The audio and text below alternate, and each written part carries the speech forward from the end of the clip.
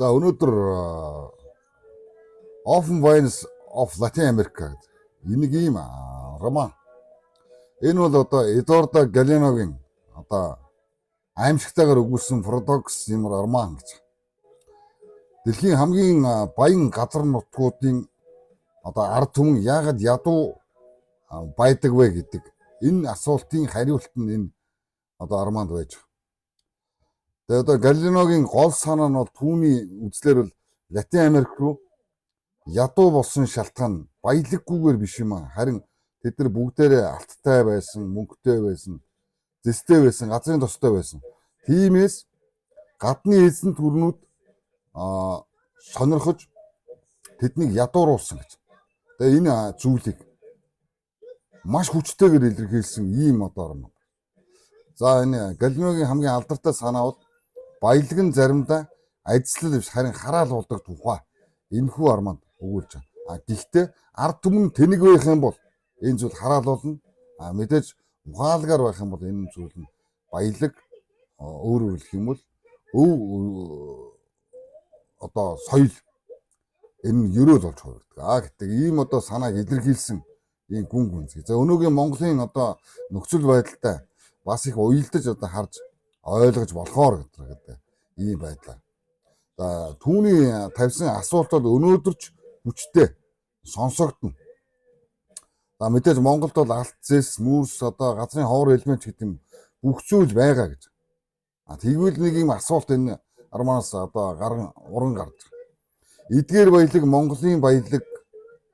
Монголыг баян болгох уу эсвэл баялагын төлөөх өрсөлдөөний талбар болгох уу гэдэг нэг ийм асуулт урган гарч ирж байгаа. За Галиногийн одоо хамгийн алдартай аимшигтай ажиглалт бол Латин Америкийн түүхийг хараад нэг зүйл анзаарсан гэж.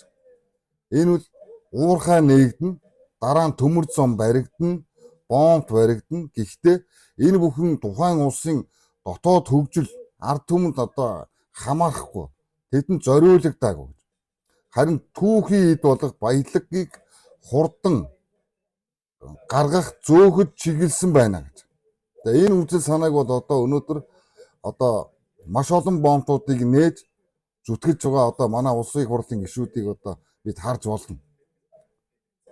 Нэг юм давтагдаж байгаа гэж. За баялаг бол газар үлддэггүй харин баялагын урсгал гадагш явдаг тухай өгүүлдэг юм гүн ухааны ийм одоо роман гэж. За өөрөөр хэлэх юм бол одоо оюу толгой, нүүрс, газар одоо ховор элемент гэх мэт том төслүүдийг харахад бол Галино дараах асуудлуудыг одоо энэхүү армандаар дэвшүүлсэн. Гэхдээ магадгүй гэж байна шүү. За Монгол юу одоо экспортлж байна вэ? Баяжмал юм уу, хөдөр юм уу, түүхий хэд юм. За энэ экспортлж байгаа үнэн цэнийн ихэнх шат гадаадад үлддэг тухай энэхүү арман дээр өгүүлж байгаа. Энэ бол оюу толгой арман биш. Энэ бол Латин Америкийн тухай.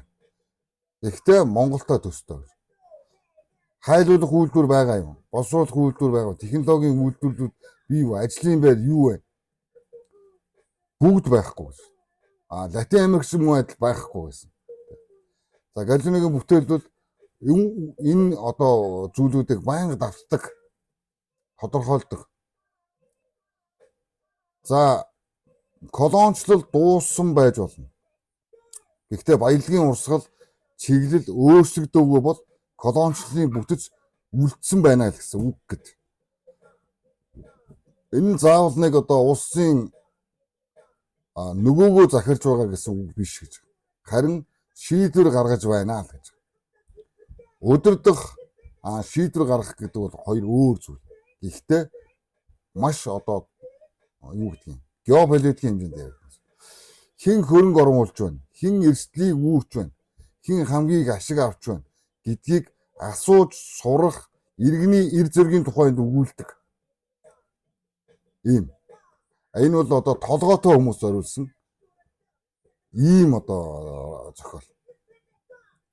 За шүүмжлэгчид бол гадны хөрөнгө оруулалт өөрөө асуудал биш харин институт засаглал гэрээний чанар Энэ бол чухал зүйл гэж одоо үздэг.